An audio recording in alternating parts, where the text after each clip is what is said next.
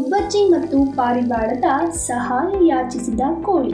ಕೋಳಿ ರಾಗಿಯ ತೆನೆಗಳನ್ನು ಕೊಯ್ಯಲು ಗುಬ್ಬಚ್ಚಿಯ ಸಹಾಯ ಕೇಳಿತು. ಗುಬ್ಬಚ್ಚಿ ನನ್ನಿಂದ ಆಗದು ಎಂದಿತು. ಕೋಳಿ ಪಾರಿವಾಳದ ಸಹಾಯವನ್ನು ಕೇಳಿತು. ಅದು ಸಹ ನನ್ನಿಂದ ಆಗದು ಎಂದಿತು. ಕೋಳಿಗೆ ತುಂಬ ಬೇಸರ ಆಯಿತು. ಇದರಿಂದ ಕೋಳಿ ತನ್ನ ಮರಿಗಳನ್ನು ಕೂಡಿಕೊಂಡು ರಾಗಿಯ ತೆನೆಗಳನ್ನು ಕೊಯ್ದಿತು. ಕಾಳನ್ನು ಸಂಗ್ರಹಿಸಿ ಇಟ್ಟಿತು. ಒಂದು ದಿನ ಗುಬ್ಬಚ್ಚಿ ಮತ್ತು ಪಾರಿವಾಳಕ್ಕೆ ತುಂಬಾ ಹಸಿವಾಯಿತು. ಗುಬ್ಬಚ್ಚಿ ಮತ್ತು ಪಾರಿವಾಳಕ್ಕೆ ಕೋಳಿಯ ಹತ್ತಿರ ರಾಗಿ ಇರುವುದು ಗೊತ್ತಿರುವುದರಿಂದ ಅವು ಕೋಳಿಯ ಬಳಿ ಬಂದು, ಅಕ್ಕ, ತಿನ್ನಲು ರಾಗಿ ಕೊಡು ಎಂದು ಕೇಳಿದವು.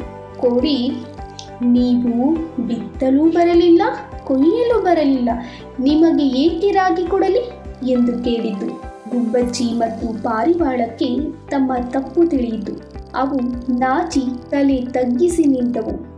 ಕೋಳಿಗೆ ಅಯ್ಯೋ ಪಾಪ ಅನಿಸಿತು. ರಾಗಿಯನ್ನ ಕೊಟ್ಟಿತು. ತುಂಬ ಸಂತೋಷದಿಂದ ಗುಬ್ಬಚ್ಚಿ, ಪಾರಿವಾಳ ಮತ್ತು ಕೋಳಿ ಜೀವನವನ್ನು ಸಾಗಿಸತೊಡಗಿದವು. ಈ ಪಾಠದಿಂದ ತಿಳಿಯಬೇಕಾದ ಅಂಶವೆಂದರೆ ಕ್ಷಮಿಸುವ ಗುಣವಿರಬೇಕು.